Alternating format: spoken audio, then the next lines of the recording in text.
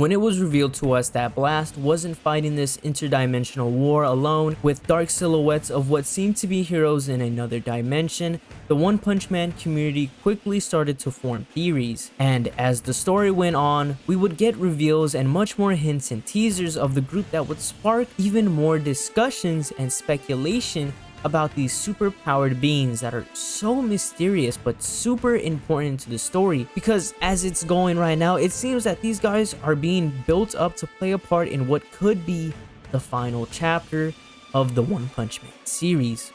In today's video, we are going to be discussing, theorizing, and speculating about Blast's mysterious allies that we've seen. So before the video starts, I will warn you right now that there will be spoilers for the entirety of One Punch Man's story across all of its media. So that means the manga, the webcomic, and even the anime, if season 3 or 4 or maybe even 5 get animated, who knows. But let's move on here. So we know that Blast has been continuing to fight this divine-like entity known as God for the past 20 years, and we know that Blast has been collecting these very mysterious cubes that have the ability to turn humans into monsters or into one of God's avatars. These cubes can also be used to communicate with God in some way that we don't really know, and honestly, the cubes can be covered in a whole separate video by itself. But anyways, this is the first thing I want to talk about. How long has Blast known his allies for, and are they all actively seeking these very mysterious communication cubes? If Blast has been fighting God for about 20 years or so now, and the Hero Association was only established 3 years prior to One Punch Man's story, then surely Blast didn't meet these guys through the Hero Association. He may have met them over the course of those 20 years as he was trying to find these cubes and fighting God.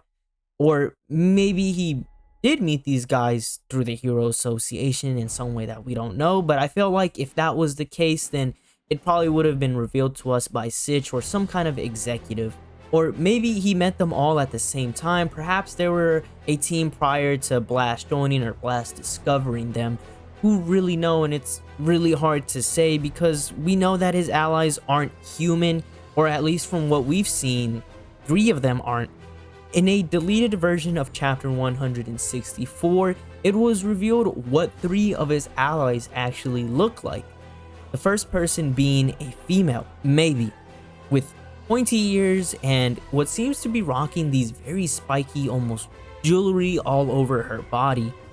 Her overall character design just gives me like witch vibes or mystic vibes. Also, when you take a look at the panel and when you look at her eyes and what she's looking at, which is a bowl filled with some kind of liquid, I don't really know what it's called, but I can tell you right now that she's using this to see the dimension where Earth is. And we also have seen plenty of psychics in the story use these types of tools, cauldrons, or whatever it is to see into the future. And that's why I'm getting this witchy vibes off of her, and she may have some kind of clairvoyant powers like Shibabawa, maybe even Esper powers, which would make her really powerful because there's a very small group of Espers in the One Punch Man universe, and we know that the strongest right now is Tatsumaki, so maybe this one could be even stronger, who knows. And I think it would also make a lot of sense if she was like an Esper or a psychic of some sorts, because we know that God has some kind of affiliation and connection with psychics in the One Punch Man universe. We've seen psychics like Psychos use the third eye ability to try to contact God or to look into the future, and you know, she ended up pretty much going crazy just by seeing the future. So we know that there's that type of connection there, and hopefully she is an Esper because I think we need a little bit more of them. They're just so cool with their telekinesis powers. But anyways, the second person that we see is actually an alien, specifically the alien species of Boros, which is of course really crazy because we know the immense devastating power that Boros was capable of unleashing. From blast attacks, instant regeneration, and shockwave generating punches, his kind really ain't no slouch. There's really nothing to play about. And I think it's really great to see that we get to see more of Boros in some sense through this guy, and hopefully this character does give us some more information about their race down the line. And the third person that was revealed to us appears to be a lion, particularly like the monster lion from Dr. Genus's House of Evolution, known as Beast King. But because this lion referred to the people of Earth as Earthlings, maybe he may potentially come from a planet full of lions or animal people. But if he does happen to be from Earth, then I guess he really is just like some kind of experiment or lab rat of some sort. Or maybe he was genuinely an actual lion that monsterized, because we know that animals are capable of monsterizing. So who really knows? But I'm assuming that this guy is really powerful, especially when he's surrounded by all of his strong comrades. And honestly, it looks like these three are kind of being built up to be very mighty and very important to the story. Maybe this trio will have a lot more screen time or a lot more manga time, okay? So there's that. But remember that these are just only 3 out of the group. And when we go back to that shot of the hyperspace gate or that portal rift that we see, there are 5 more silhouettes that haven't been revealed or teased. So in total, we have about 8 people in this team, and to be honest with you, there are probably more than 8 people. Now, why do I say this? Well, let me explain. We know that Empty Void, the one or the Ninja Village leader, was or used to be Blast's partner at some point. And he may have been a part of this group that Blast created or maybe created, who knows, okay? We'll get to that in a second. But obviously, Empty Void used to be a part of this group before he succumbed to God's influence and being sent to a coma. So imagine this, right? It could be possible that Blast used to or maybe had more partners that were a part of his team that could have been corrupted or maybe left in the past. So you can only imagine how many people there really used to be, or you can imagine how many people there are in this team. But I don't know. I feel like Blast would have really mentioned this to either one of the executives like Sitch, or maybe he would have mentioned this in the latest chapters where he's talking about Empty Void. You know, so this is kind of really out there. But if there really is just 8 people, that's cool. I guess we don't really have to deal with like a whole bunch of characters there that'll probably run into the problem of not being able to like develop. Because if you already know, you know, when there's just a lot of characters in the story, it's kind of hard to develop all of them. So are all of these guys, is this whole team out there looking for these communication cubes? Or is it just Blast? Because every time we see these collaborators, they are never with Blast on Earth. Or even when he has a cube in his possession, they always seem to reside in another dimension, which probably could be their headquarters. It's kind of hard to tell because the way that the dimension is depicted, it's very abstract, very ethereal, very squiggly. I don't know how to explain it. It just looks like a dimension, okay? But anyways, if that isn't their headquarters, or if they don't have one, then are they just actively looking for cubes in other dimensions? Perhaps other galaxies, other planets, etc. Because what we know about the cubes is, we know that they're on Earth, but we don't know if they could also be, like I said before, in other dimensions, somewhere in outer space, somewhere in the cosmos, okay? Or maybe these guys are just on standby, maybe playing different roles in their headquarters. But, you know, they're just on standby, ready for when shit just starts to go down. Maybe when God decides to make a move, this team just goes out there and helps Blast. You know, as we've seen in the chapter when Garo and Saitama face off.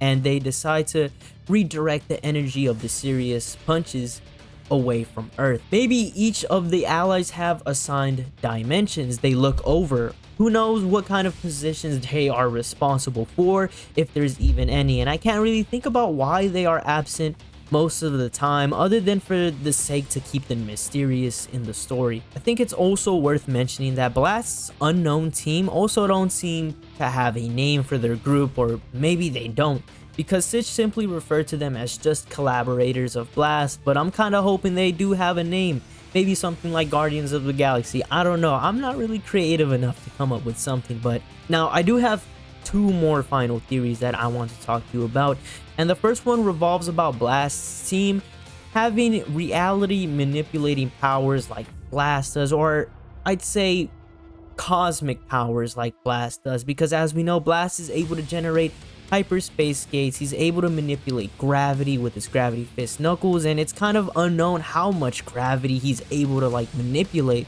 But judging from the blows that he was hitting Garl with, I'm assuming that's really strong levels of gravity there. Who knows? It could be black hole levels of gravity just in his fists. So because Blast has all of these time and space warping powers, honestly, I'd say that they also do too, because like I've mentioned before, they did help Blast redirect the Serious Punch's energy burst away from Earth, you know, where they decide to put up their hands. And it seems like, here's the thing too, this is really random, but Blast and his team, you like kind of use these hand signs, these, I'm not sure what it is, but they, you know, if you notice, they always seem to put their palm of their hand up. Blast uses his fists, he puts them together like this to open some portals. So I feel like there's some kind of connection there with, or maybe some kind of symbolism there with their hands. Maybe it's kind of like Naruto, how they kind of use their hand signs to like manipulate the chakra and create these jutsu. So maybe there's something there, but because they did help out Blast with redirecting energy, I'm probably going to go on a whim and say that they do have these space and time powers. Now, who knows the level or the extent of these powers, because as far as we know, it's nothing too crazy. Maybe they do have something really crazy like time travel, like Garl was able to do, or maybe they're just only able to create portals and manipulate gravity and all of that stuff. Now, the final theory I want to talk about has to do with Saitama specifically. We know that God has something against Saitama, whether it be because he is an anomaly that was able to remove his limiter, or maybe because Saitama is a divine being himself, which is a whole can of worms that I don't want to get into right now. But anyways, God often has his avatars refer to Saitama as the abominable fist that turned against God. And we know that there are certain heroes and executives that know that Saitama has come into contact with God through his battle with Garo and when he was exploring the depths of the Monster Association with Flashy Flash. But because of these events, Blast may soon find that out, because as far as we know, he doesn't really know that. He doesn't really remember what happened between Garo and Saitama, so of course he would kind of take an interest in Saitama and perhaps recruit Saitama to join his team of multi-dimensional beings. And of course this could go in any direction, to be honest with you, because as we know, Saitama can't be bothered about joining organizations, so perhaps Blast and his team will have to force him to join, which would be really insane because fights would just break out, and or maybe they would just persuade him in some way, or maybe there is on the off chance that Saitama actually just joins them willingly. Maybe he knows that there is a greater threat out there, and you know, he's just like, okay, whatever, I'll join you guys, and just proceeds to punch shit. But anyways, I'm telling you, there are tons of ways that this could go down, but let's just say he does end up joining them right in their fight against God, which would be really crazy because interdimensional battles would just break loose against some avatars of God, or maybe Blast's team gets corrupted and Saitama would have to fight them. Who really knows? Speaking of corruption, and I know I said that this was my final theory, I lied. There is another small theory about how Blast's allies are actually evil and they have some kind of hidden malicious intent behind the scenes. You know, these guys are very mysterious. We don't really know too much about them.